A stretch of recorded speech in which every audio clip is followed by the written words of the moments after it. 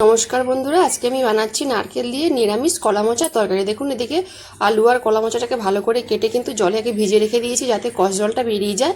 এদিকে দেখুন নারকেল কুড়ে নিয়েছি, মশলা নিয়েছি আদা কুচনো আর টমেটো। কলা মোচাটা আর আলুটা কিন্তু কুকারের মধ্যে ঢেলে দিয়েছি। এবার এর মধ্যে কিন্তু অল্প একটু হলুদ গুঁড়ো, নুন আর জল দিয়ে কিন্তু ভালো করে আমি সিদ্ধ করে নিচ্ছি। এবার আমি মশলাটা বেটে নিচ্ছি, আদা আর টমেটো একসাথে আমি পেস্ট করে নিচ্ছি। দেখুন কলা মোচাটা সিদ্ধ করে নিয়েছি, এবার এটাকে ছেঁকে নিচ্ছি। ছেঁকে তো নিয়েছি, একটু পরিষ্কার জল দিয়ে কিন্তু ভালো করে আমি মোচাটা একটু ধুয়ে নেব। তরকারিটা বসাবো, কড়ার মধ্যে অল্প সরষের তেল দিয়ে দিলাম। ফোড়ন দিচ্ছি গোটা গরম মশলা, গোটা জিরে, দুটো তেজপাতা। ফোড়নটা আমার ভালো করে ভাজা হয়ে গেছে, এবারে বেটে রাখা মশলাটা দিয়ে দেবো। এক এক করে গুঁড়ো মশলা দিয়ে দিচ্ছি। 1 চামচ কাশ্মীরি লঙ্কা গুঁড়ো, ঝাল লঙ্কার গুঁড়ো, 1 চামচ হলুদ গুঁড়ো, 1 চামচ ধনে গুঁড়ো, জিরে গুঁড়ো।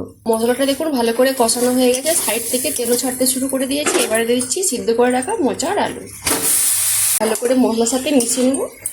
কলা মোচাটা ভালো করে মশলার সাথে মিশিয়ে নিয়েছি, অল্প একটু জল দিয়ে দিচ্ছি। জল দিয়ে এবারে দিয়ে দিচ্ছি পরিমাণ মতো নুন আর 1 চামচ চিনি। ভালো করে মিশিয়ে নিচ্ছি। এবারে দিচ্ছি নারকেল কুড়নো দিয়ে ভালো করে আমি মিশিয়ে নিচ্ছি। নারকেল কুড়নো দিয়ে তরকারিটা আমি 3-4 মিনিট ভালো করে কিন্তু করে নিয়েছি। তরকারিটা দেখুন একদম শুকনো শুকনো করে নিয়েছি। তরকারিটা আমার হয়ে গেছে। এবারে দিয়ে দিচ্ছি উপর থেকে গরম মশলা গুঁড়ো, ধনে পাতা কুচনো, সামান্য ঘি মিশিয়ে আমি জায়গাতে ঢেলে নিচ্ছি।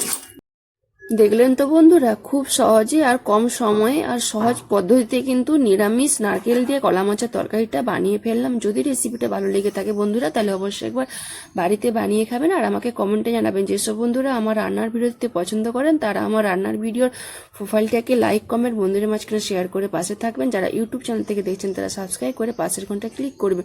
সবাই ভালো থাকুন, সুস্থ থাকুন আর সাবধানে